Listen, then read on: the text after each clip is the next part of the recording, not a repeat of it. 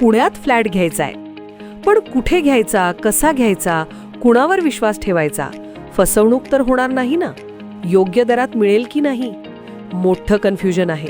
चला तर मग सर्व कन्फ्युजन दूर करण्यासाठी संपर्क साधूयात सारंग अहेर यांच्या रेरा रजिस्टर्ड ड्रीमोरा रियालिटीशी. संपर्क सारंग सुधाकर अहेर, ड्रीमोरा रियालिटी, मोबाईल नंबर 82 83 93 91 91 आणि 62 62 90 910.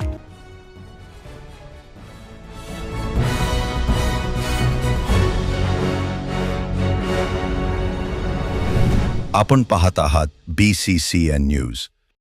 श्रमसंहिता अंमलबजावणीच्या निर्णयाला सीटू संघटनेचा विरोध. अंगणवाडी कर्मचाऱ्यांचे जिल्हाधिकारी कार्यालयासमोर जोरदार निदर्शने. केंद्र सरकारने 1 एप्रिलपासून श्रमसंहिता अंमलात आणण्याचा निर्णय घेतला आहे. श्रमसंहिता कामगार हिताच्या व अधिकारावर गदा आणणार आहे, ज्यामुळे देशातील कोट्यावधी कामगार कर्मचारी मोठ्या प्रमाणात असुरक्षित व बेरोजगारीच्या खाईत ढकलले जाणार असल्याच्या भावना व्यक्त करत समान कामाला समान वेतन, पेन्शन, ग्रॅज्युएटी, भविष्य निर्वाह निधी यांसारख्या सुविधांपासून ते वंचित राहणार असल्याने सीटू संघटनेच्या वतीने अंगणवाडी कर्मचाऱ्यांनी बुलढाणा जिल्हाधिकारी कार्यालयासमोर जोरदार निदर्शने करत या निर्णयाला आपला कडाडून विरोध दर्शवत निषेध नोंदवला आहे.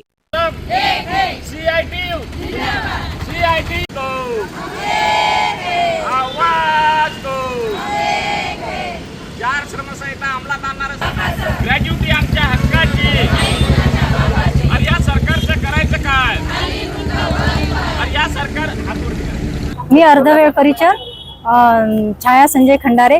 केंद्र सरकारने जे 4 श्रमसंहिता आणल्या आहेत त्यामुळे आमच्यावर खूप अन्यायाचे हे होते. कारण पहिलेच आशा वर्कर, गट प्रवर्तक तसेच अर्धवेळ परिचर या अल्प मानधनावर काम करत असतात आणि त्या अल्प मानधनावर काम करत असताना जर सरकारने हा अन्याय केला तर सर्वच रोजगारांचं याच्यावर पोटीक बसणार आहे. त्याच्यामुळं आम्ही तरी आज हे 1 एप्रिल रोजी त्याच्यासाठीच काळा निषेध सरकार समोर ठेवला आहे. 1 एप्रिल पासून सरकारने जे 4 श्रमसंहिता लागू करण्याचा निर्णय घेतलेला आहे तो रद्द करण्याची मागणी आम्ही कलेक्टर साहेबांकडे केलेली आहे. निवेदन त्या संदर्भात सादर केलेले आहे. तसेच अंगणवाडी सेविका, मदतनीस कर्मचारी, आशा वर्कर, अर्धवेळ स्त्री परिचारिका यांना जे ग्रॅज्युएटी मंजूर केलेली होती ती सुद्धा अजून अंमलात आणलेली नाहीये. ती लवकरात लवकर अंमलात आणावी. आणि आमच्या मानधनामध्ये जे केंद्र सरकारने वाढ केल्याचा जो निर्णय दिला होता तो सुद्धा अजून अंमलात आणलेला नाहीये. त्यावर सुद्धा लवकरात लवकर कार्यवाही करावी. तर म्हणजे हा निर्णय आहे, हा कामगार कर्मचाऱ्यांच्या विरोधातला निर्णय आहे, त्यांच्यावर परिणाम करणारा निर्णय आहे. आणि या निर्णयामुळे या देशातील कोट्यावधी कामगार हे बेरोजगार आणि असुरक्षित होणार आहेत. त्यामुळे या 4 श्रमसंहितेला आमचा CITU संघटनेचा तीव्र विरोध आहे.